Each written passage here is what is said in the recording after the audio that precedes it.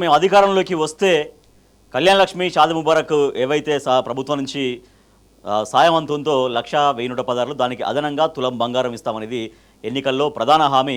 ఆ హామీ గురించి నిన్న నిజామాబాద్ జిల్లా భీమ్గల్లో అడిగినందుకు పోలీసులు లాఠీ చార్జ్ చేశారు. దేవప్రసాద్ గారు ప్రశ్నిస్తే లాఠీ చార్జే సమాధానంగా కనపడుతుందా?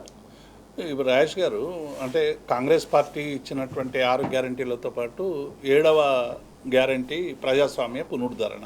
మేము ప్రజాస్వామ్యాన్ని పునరుద్ధరిస్తాం, మేము అసలే ప్రజాస్వామ్యం లేదు టీఆర్ఎస్ అధికారంలో ఉన్నప్పుడు అని చెప్పి ఒక బుకాయింపు చేసేటువంటి ప్రయత్నం చేసింది. కానీ అధికారంలోకి వచ్చిన తర్వాత ఇవాళ మీరు ఇచ్చినటువంటి 6 గ్యారంటీలు ప్రజలు అమలు చేయాలని అడుగుతారు. నిన్న ఏం పాపం చేసినారు? నిన్న భీమ్గల్లో మంత్రి జూపల్లి కృష్ణారావు గారు, మా మాజీ మంత్రివర్యులు ప్రశాంత్ రెడ్డి గారు వాళ్ళ కాన్స్టిట్యున్సీలో జరిగినటువంటి సమావేశంలో వచ్చినటువంటి వాళ్ళందరూ కూడా కళ్యాణ లక్ష్మి చెక్కులతో పాటు మరి తులం బంగారం ఏమైంది, ఇచ్చినటువంటి హామీ ఇవ్వాలి కదా అనేటువంటి అడిగితే ఎప్పుడు ఇస్తామని చెప్పాలి, లేకుంటే ఇవ్వమని చెప్పాలి. అంతే కదా. రెండింటికి సమాధానం చెప్పకుండా మీరు అన్ని అప్పులు చేసినారు అని రకరకాలుగా ఆ వేదిక మీద విమర్శలు చేసి తప్పించుకునేటువంటి ప్రయత్నం చేస్తే ప్రజలందరూ కూడా పెద్ద ఎత్తున నిరసన తెలిపితే కూడా మీరు వాళ్ళందరి మీద లాఠీ చార్జ్ చేసి దాదాపుగా 15-20 మందిని విపరీతమైనటువంటి కొట్టి వారిని అరెస్ట్ చేసినటువంటి సందర్భాన్ని చూసాం.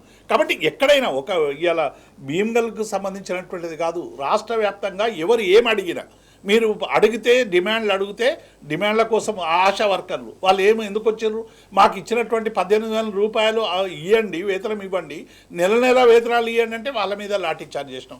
విద్యార్థులందరూ కూడా తమకు కావలసినటువంటి యువకులు న్యాయం చేయాలని పోతే వాళ్ళ మీద లాఠీ చార్జ్ చేసినారు. చిక్కడపల్లి సెంట్రల్ లైబ్రరీకి పోయి పోలీసులు పోయి విపరీతమైనటువంటి దాడి చేసినారు. లగచర్ల ఒక రైతుకు గుండెపోటు వస్తే ఆయనను వేడీలు వేసి ఎంజియోగ్రామ్ తీసుకురావడానికి వచ్చారు. ఇది ఒక్కటే కాదు, మళ్ళీ సోషల్ మీడియాలో ఇంతకుముందే మనం చర్చించుకున్నాం, రీట్వీట్లు చేసిన, లైకులు చేసిన, సోషల్ మీడియాలో పెట్టిన, భావ ప్రకటన స్వేచ్ఛ చేసిన అందరినీ కూడా అరెస్ట్ చేసేటువంటి ప్రయత్నం చేస్తారు. కాబట్టి మొత్తంగా కూడా టోటల్గా తెలంగాణ ఒక నిర్బంధ రాజ్యంగా మార్చడానికి కాంగ్రెస్ పార్టీ ప్రయత్నిస్తూ ఉన్నది. దీన్ని ప్రతిఘటించడానికి తెలంగాణ ప్రజలు వీరోచితంగా పోరాడుతూనే ఉన్నారు. కాబట్టి డెఫినెట్గా ఇవాళ మీరు ఇచ్చినటువంటి హామీలు అమలు చేయండి. మీరు చాలా హామీలు ఇచ్చారు, 420 హామీలు ఇచ్చిండ్రు, 6 గ్యారంటీలు ఇచ్చిండ్రు, ఇవి కాక అనేకం చెప్తూ వచ్చారు. కాబట్టి వీటిని ఎక్కడ అడుగుతారో అని చెప్పి డైవర్షన్ పాలిటిక్స్ని ఎన్నుకుంటా ఉన్నారు. ఇలా ఆ ఇష్యూ ఈ ఇష్యూ పైకి తీసుకొచ్చి అసలైనటువంటి 6 గ్యారంటీలకు ప్రజలంతా కూడా చేసారు. రేపు 27 నాడు రైతోత్సవ సభలు జరగబోతా ఉన్నాయి. పార్టీకి సంబంధించి కేసీఆర్ గారు ఈ 16 నెలల దుష్పరిపాలన మీద డెఫినెట్గా ప్రజలకి ఒక సందేశం ఇస్తాడు.